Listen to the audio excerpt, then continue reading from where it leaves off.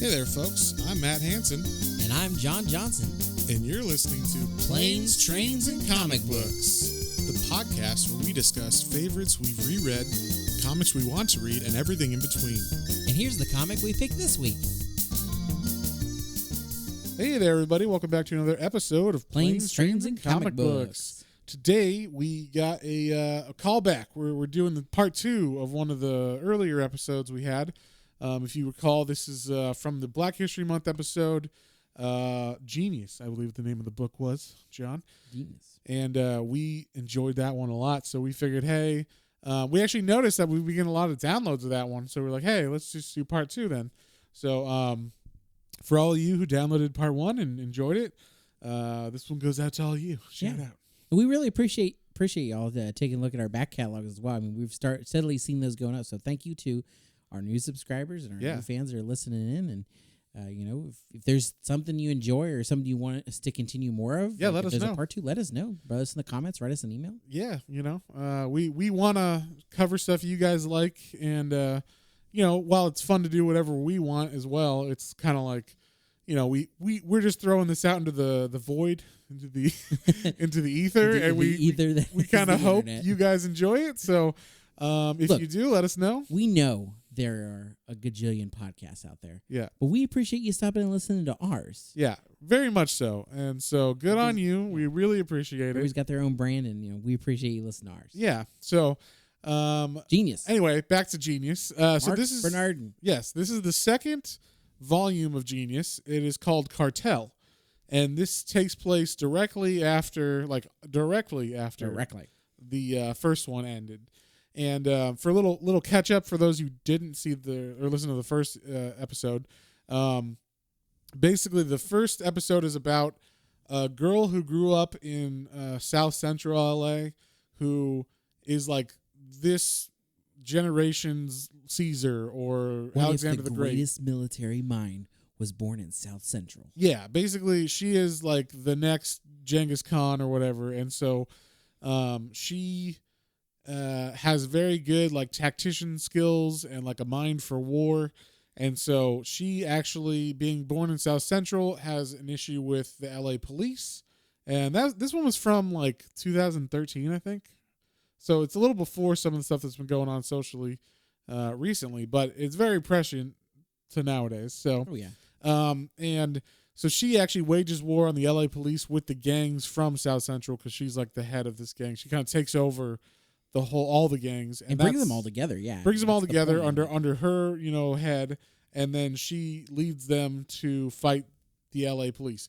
And they kind of secede from LA or whatever. They're like this is our new land or whatever kind of thing. So very interesting, good story.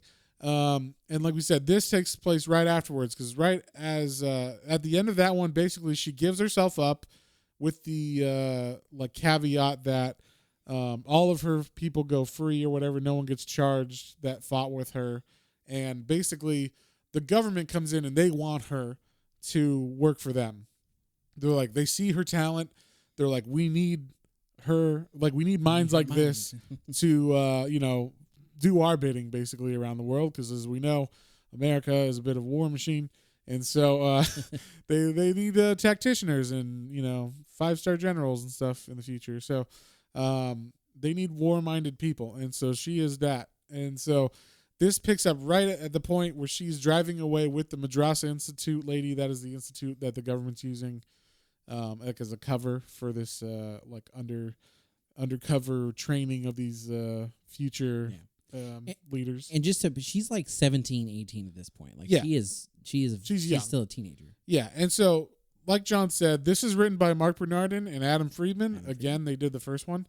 The art is different, though. The artist from Rossi Campi. I'm not sure if that's how you say your name. I apologize if I said it wrong. But it could be Rosie Campi. I'm not sure.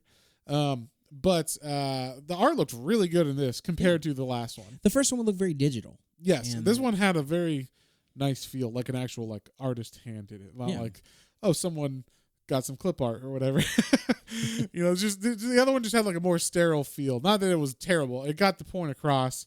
No. I mean, we really enjoyed the first comic too. Yeah. It just, it didn't.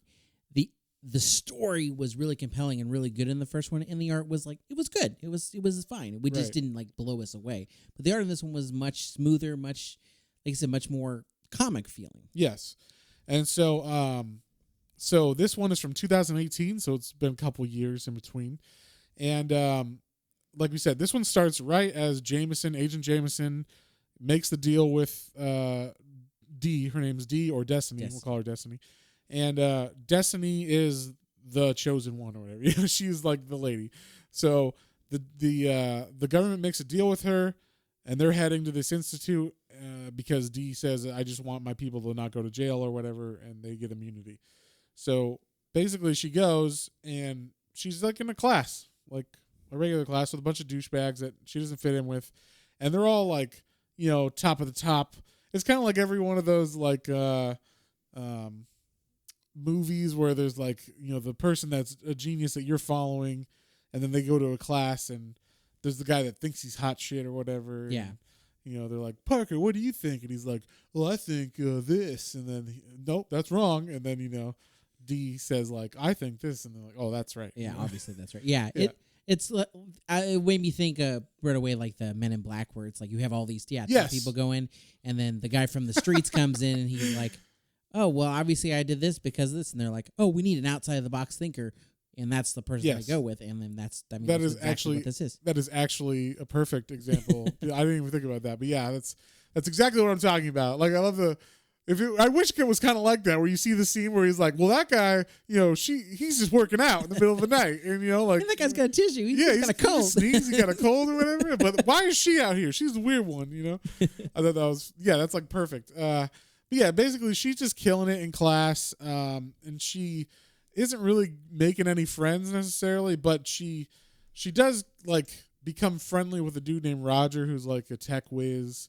They only meet like a couple times, but the problem is one of the things that kind of got killed from this book, just because they're like jumping around a lot and moving fast at the beginning, because they want to get to the action, is like in the first issue, pretty much they're like 18 months earlier, 2 weeks earlier, 4 months earlier. Like they jump around in time a lot, and it was hard to like. You're just supposed to assume Roger meets her, and like they become friends through the time you're not seeing. Kind of. Yeah.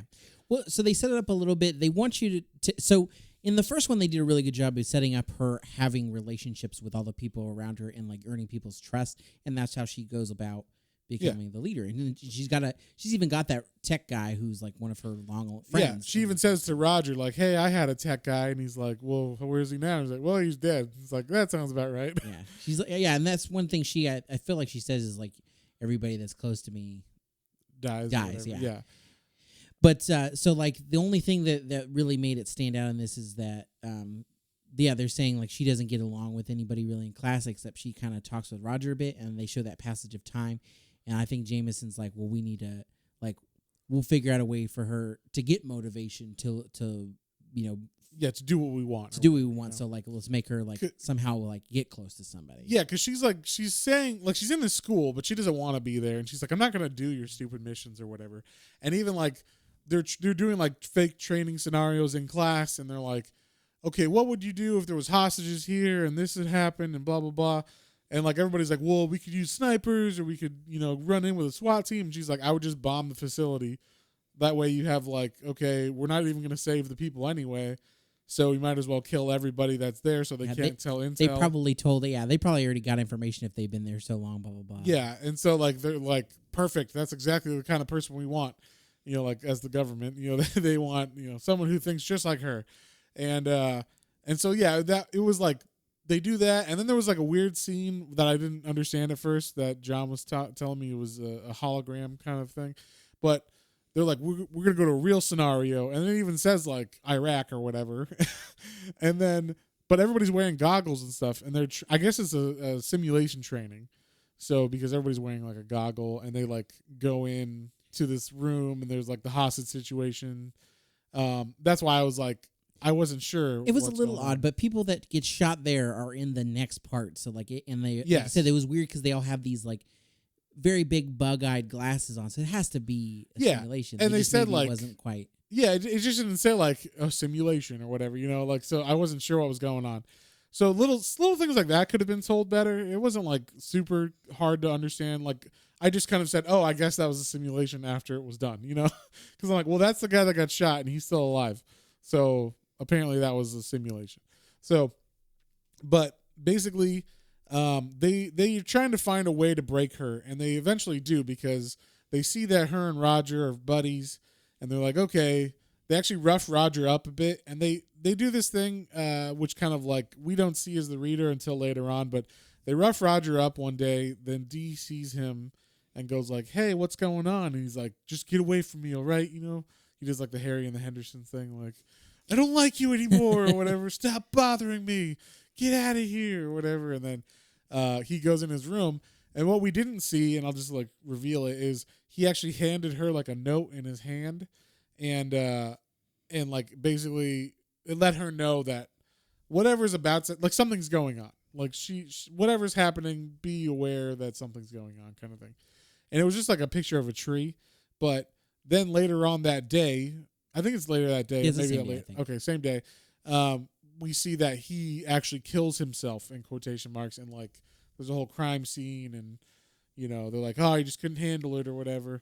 So based on that, on him killing himself, she feels broken, and they think that they broke her. But I think she actually knows it's not real. Yeah, I mean, she obviously has an idea that something was fishy about it. Whether she knows he's really, if he's really killed himself or not, she's not. Yeah, and what we see is we're not privy to. But. She goes to like so this note was like it's like a drawing of a tree that she knew that like that's where they met, basically next to this tree.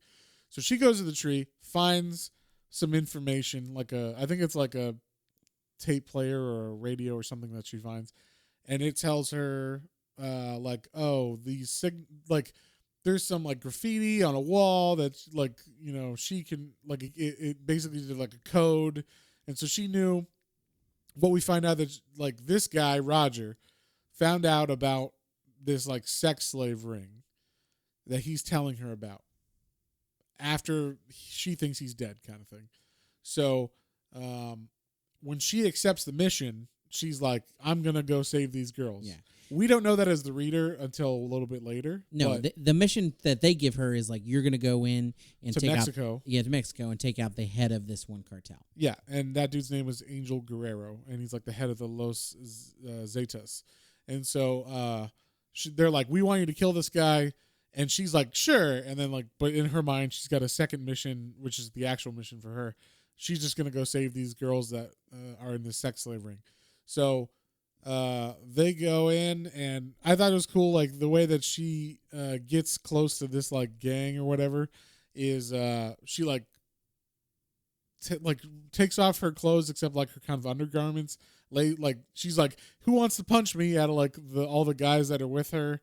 And she's been like annoying them like the whole time, and so they're like, we want to punch you. And they like beat her up a little bit, so it looks like she's been like beaten and like left there for this cartel. And then they find her on the road, and then she like kills all of them, and like the backup comes and kills all of these guys too. So they are able to like get this truck, and then they're like, hey, there's the house that we need to go to, and she's like, no, we're not going there. Change the mission or whatever. And like she takes them to this school, and this school has like, I think it's like a drug ring too, right? Like this town. So it's basically, this town is run and controlled by the Los Zetas, and like this school is where the sex slave ring is, and there's just tunnels all under this town where they traffic all these girls. And then like a couple other buildings are like where they keep the heroin and like where they make the heroin. And so this is like the hometown of these people. And she just like drives the truck that they stole like into the building, like the school that they where all these girls are being held. And so she rigs the truck. She rigs the truck. Yeah, it blows up like with like explosives and everything. And so basically alerts everybody in the town that something's going on. Like we don't know what's going on, but something's going on. And she finds the girls inside of the school, like underneath it. Yeah, there's they're going through the rubble and they kill a bunch of the other guys that like survive the explosion, and then they find them in this like there's this big like metal door down below, and levels are like everybody else there is like, what's this? And she knows. She knows. Open this door, and they open. And it she's up like lying to all these guys too. She's like telling them, "Oh no, this is all part of the mission. We're gonna get Angel Guerrera, and that's why we're here." But she's actually just trying to find these girls. So they get to this door, they open it up, and it's filled with dozens and dozens and dozens of like raggedy clothes. Yeah. Sex slaves. Yeah. So women that are just drugged out, on heroin and stuff, and they're not doing well. And so at first, like basically the guys that are there are like with her are on the side of the government, obviously. So they kind of report like she's taking us on this weird like side mission or whatever. And so the government guy from the school, from Madrasa Institute, is like, hey, just kill her. She's going off on her own thing. She's gone AWOL now, basically. Yeah. She just take her out. She's it's a hazard of the mission. She's a casualty. And this guy never liked her at the school anyway. Like he just didn't like the way that she was rebellious or whatever in the school. So, she is able to, like, I guess when she opens the doors and everybody sees why she's there, she's actually able to convince the like SWAT team that's with her that like, hey, this is like something good to do, and like we'll figure out Angel later, but like what we need to do is really get them out of here. So the head of the team, the SWAT team, just goes like, hey, yeah, she's dead, we shot her, and they like let her go do her thing basically. And they leave, like the mission's been accomplished or whatever. Not that the mission's been accomplished, but they're like, I think they leave her and they say, we'll meet you at this drop point in X amount of hours. Because she's got like in her head, like, I have to be here in a certain amount of time. And that's where I'm meeting someone. They don't know exactly. But they get under this, in the tunnels now. And they're like, okay, we got to get out of here. Dee's kind of leading them. The girls are really like in super bad shape because she's trying to get them like motivated to move and like do stuff. She's like, it's gonna be okay. Like, I am here to save you guys. Yeah, she's like, here's a gun. Take this, whoever wants to, and like this is how you use it. And then like that girl blows her brains out, like she kills herself, and it's just like because she doesn't want to be alive anymore. So everybody in this sex slave ring, of course, is not having. They don't want to be there, and they don't want to be alive anymore, pretty much. And so Dee's trying to motivate them. And, as we said, the cartel is now alerted because there was like an explosion. And so the cartel is on its way, and it's like... It moves right in. And this is really ingenious. So they move in, and they're like... They see other dead people. They're like, okay, well, I guess they got her too. They got whoever did this too. Right. And she like hides in the middle of... She like takes off some of her equipment that she had, and she like hides in the middle of all the girls. Right, because they're not looking for a woman. They're looking for an Arnold Schwarzenegger motherfucker or whatever, like they're looking for the guy who killed Predator or whatever, or like a Rambo or something, Yeah, so they start cartel starts moving the girls out of there anyway. She's like, perfect. This is kind of part of how they're gonna escape. Yeah, and she actually gets like. In the tunnels, she like gets C4 and like blows up even more of the tunnel to like throw them off what's going on, like where they're at and everything. And so she's able to do that, and then like that basically distracts them, and they're able to like she figures out like all these girls are like high on heroin. So what we need to do, because they're like having withdrawals, is we need to like go get some heroin. We need to get them some heroin. Yeah, we need to get them some heroin now. Stat.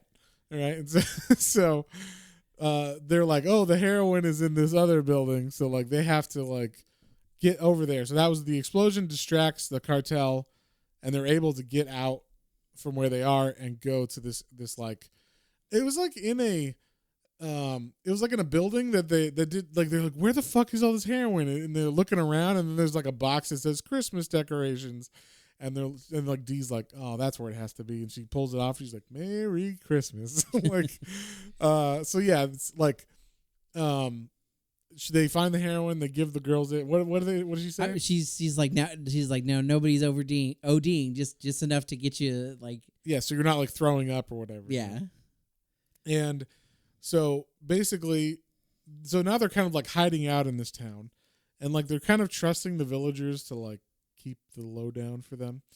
And Angel's goons kind of drive up, and they're like, hey, like, where is this girl or whatever? Where are these girls at? And like this fucking little kid runs out, and he tells on him. He's like, that was crazy. Yeah, that was crazy because they were like, I guess when the drug people came through the town earlier, this was one of the things I thought was interesting because it kind of explained it a little more, and I didn't think about this because of how some of the cartels run down there. This was like Narcos. Yeah. Yeah. They will go in and they will take out all local law enforcement and basically put themselves in place, but in place to where they're kind of the good guys to the people in the town because they'll bring them food and water, just enough things to let them live okay while they do their shady shit. Yeah, and then like take little payments from them. Yeah, like they're like, here's a little bit of money, or like, here's this, we get your girl, your daughters, we're gonna take them someplace and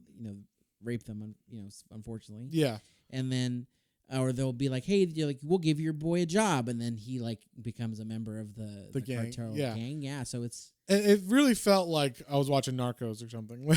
Like, I don't know if you've seen the show Narcos, but I know of it. I know it's about, but I haven't. It really has that feel because like all these guys like Pablo Escobar and everything, they all have like, I'm just a politician, like, or I'm just one of you, my countrymen. I'm here for you guys, and he can get people on his side, and that's kind of what they showed him. He built him up almost as like hometown hero kind of thing. Yeah, and like he's fighting for them somehow because he keeps all the other cartels out, all the other bad stuff out, and they get to pay him protection money, and he looks good or whatever because he's keeping peace and order in this town. So this little kid rats out where they are. Yeah, he runs out and he's like, they're over here, they're over here. Yeah. It's like, motherfucker. So then there's like a big showdown, like where she has to like shoot all these people and get them out. And she keeps being like, hey, I only have this much time or whatever. And then isn't this whole time she has the radio, I think, that Roger gave her.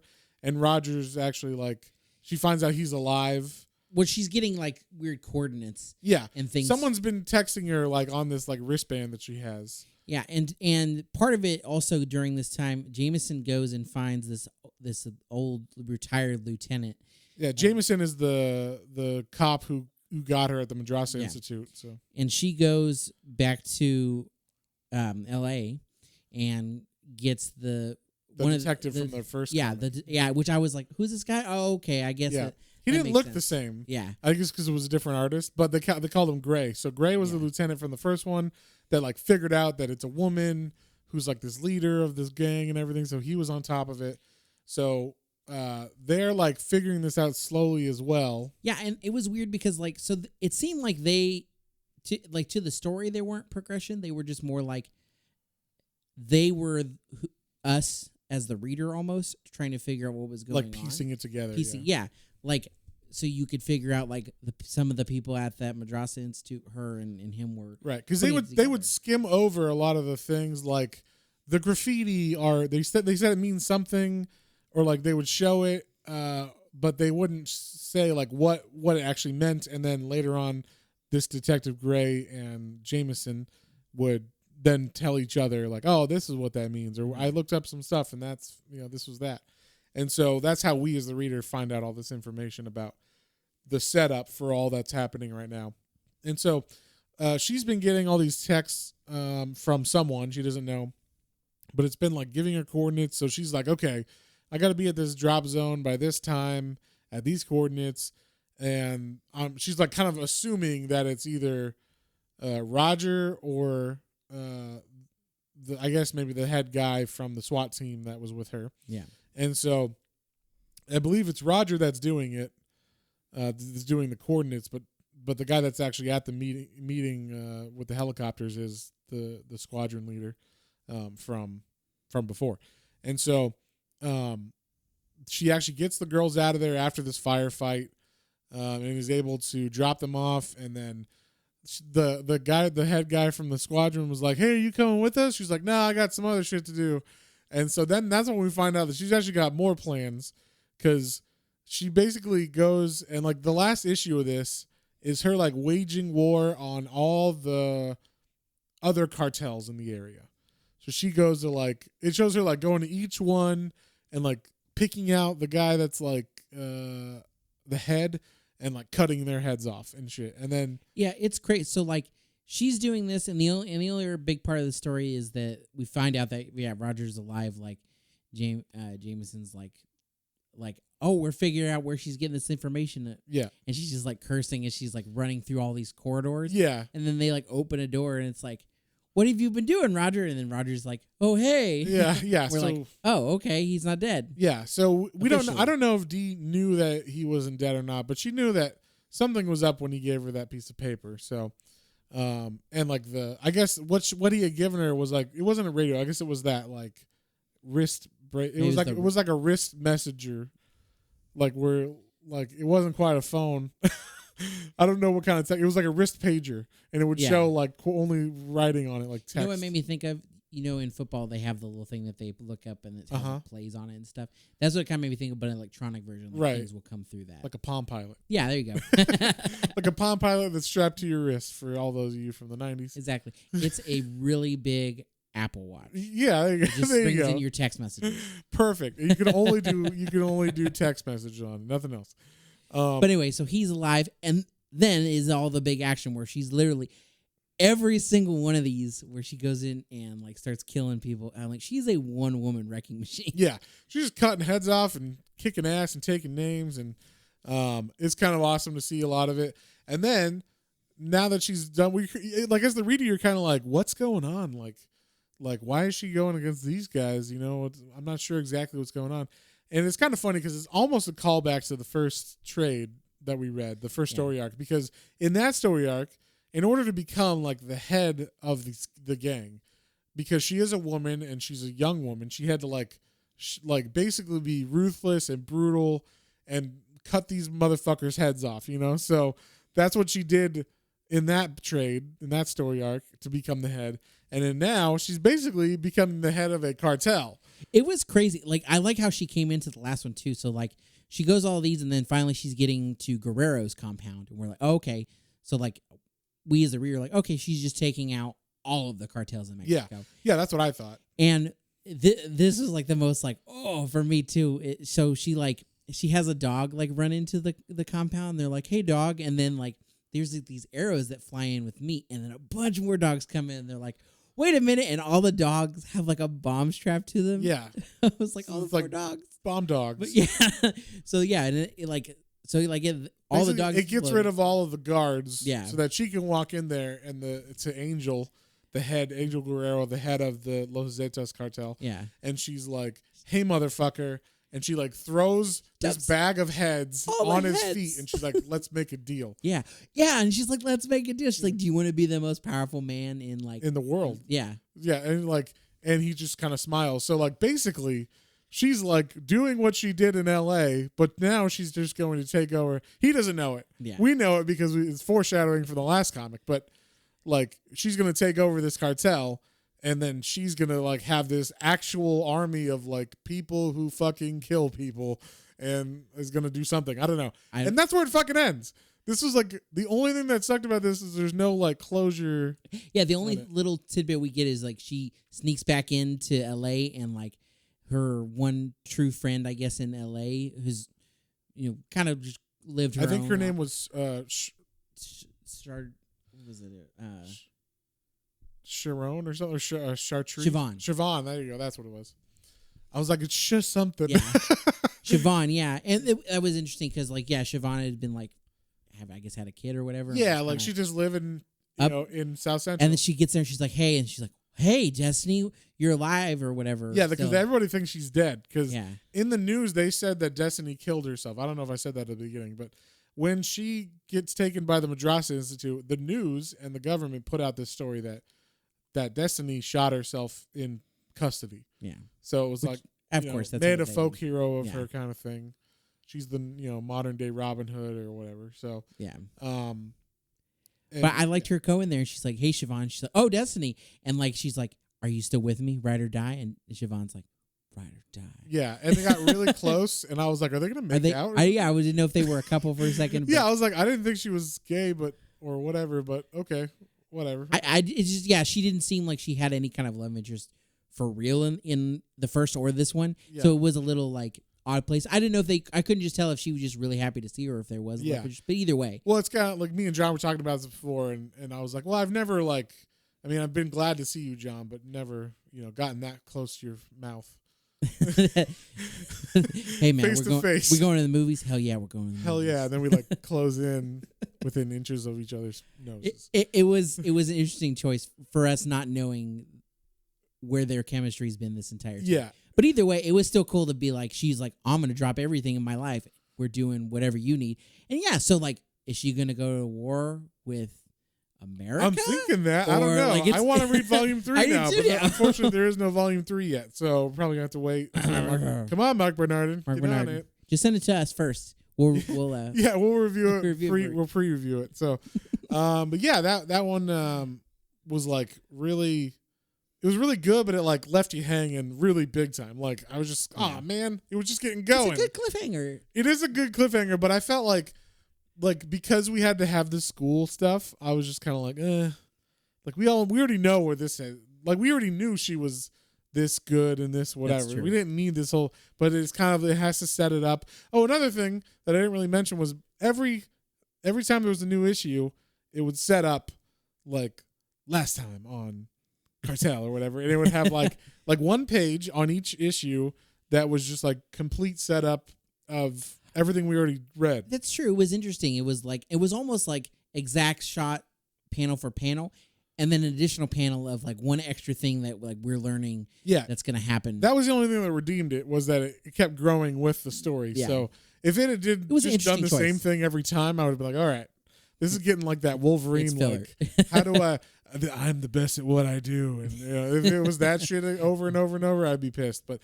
it felt okay, and sometimes I'd be like, "Oh, that's what happened." Because sometimes, like I said, there wasn't the clearest, all the time on what happened, especially with like the time frame and what was happening and all that kind of stuff. So, sometimes I'd read that and go, "Oh, okay, that clears it up." It was like a pinpoint of exactly what. Yes. So it was good, but it was also kind of weird because I just never had a comic do that other than like early Marvel stuff or whatever. So last time, the issue you just read, Cyclops or whatever. But So on that note, is there anything else you want to talk about or anything? No, I think it summed it up. I really enjoyed it. Okay, cool. What would you give this one, John? It was solid read. It made me want to. It for me, it did what I want for a comic. You always go with like what's groundbreaking and what you have these kind of harder set roles. And I think going through all of this, what I've really learned is like, what is this? My big thing is, what does this comic do to make me want to keep reading the story? Right. Keep wanting. And that's like the biggest thing probably of a series. It really should be. Yeah. So I have to say overall, like literally right back in, I was like, oh, okay. I did not go back and reread or re-listen to our episode from the first one. Yeah, I didn't either. Let's just get into it. And then right away I was sucked back in. I was like, oh, this is awesome. I remember her character now. Like, let's go in. And by the end I was like, I want more. That was awesome. So I'm going to go and I'm going to give it a solid 8. Like, it was it was a great read. The art was better. There were little things here or there, but nothing that like made me be like, threw me out of the comic or made me be like, I didn't really like that. There was none of that. So yeah, it wasn't like the best ever, but it was great. It was a solid comic and I want more. So, okay. I'm going to give it 6.5. And I'm bringing back the halves. Bringing the halves back. I'm going to give it 6.5 because like you said, it was good. Like I wanted more of it and it made sense. I felt like the pacing of it was off at the beginning. Like, it starts right where you want it to, like it picks up right where the first one left off, but then we're back in school. Yeah. And like we already had school in the last trade, you know, and like we already know that she's like this great tactician. It was that reintroduction that a lot of movies fall into as well. It's Yeah. like, you know the character, but let me just remind you Batman's parents were killed and this is how they were killed. Yeah, I don't know if you know this, but Batman's parents were shot when he was a little kid. Yeah. And those pearls are always falling. Right? If anyone doesn't know, pearl necklaces don't fall like that. The beads they're individually sewn on. So. They always fall like that, but it's not the way that Yes. You know what that means? That means Thomas Wayne is a cheap motherfucker. So like I thought I could have done without the first issue basically. Like if you just had her like pick it up and then her like maybe one or like I know they needed to show like Roger in it to give her like a meaningful like why would she go from like I don't want to be here to I'll join your mission. They could have done something instead of that. They could have done something like show a picture of what's the friend's name again? Siobhan. Show a picture of Siobhan with her kid and be like, wouldn't it be horrible if Siobhan went to jail or something? And like, you know, like you could do something like that to just speed it up and she doesn't have to have a friend or whatever, you know? Yeah. And then something like that. I don't know. And then you could have had the guy that's giving you the coordinates be the SWAT team commander or whatever, or like the squadron commander. Yeah, like he obviously like someone that gained her trust because they were like, I see that she's trying to do the right thing. Right. Basically. So like there was just stuff like that. I'm like, okay, you could have cleaned it up a little bit more, which was interesting because Mark Bernardin is usually spot on with story. So I don't know if maybe both of them had as much input in this one or not. I mean, it was just some of it felt a little clunky to me, but overall it was good. And once the action kicked in, I was like, yeah, this is exactly like right when she like pretends to be like a beaten girl in the path of the Jeep or whatever at the very beginning. Yeah. I'm like, I'm in it. All right. That's cool. Like that's exactly where it should be.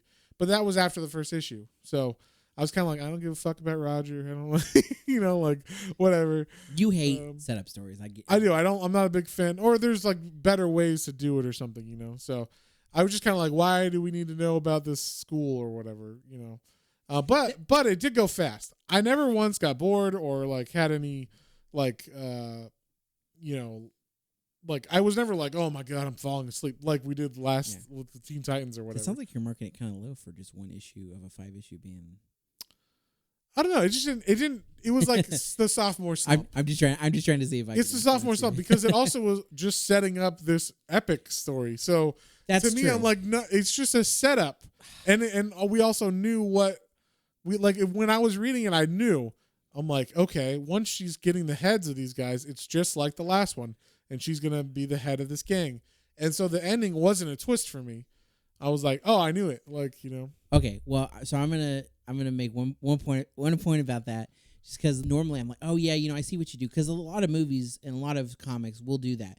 They will have an awesome beginning and it's super detailed, and the middle one it's kind of like, hey, let me remind you about some of those details, and here's kind of what's going on and what's going to happen in the third one. But there are some that set up, and the middle setup is really good. Yes, and like one of the big things I'll point out in particular is like everybody in general loves Empire Strikes Back. I think that's like the best one.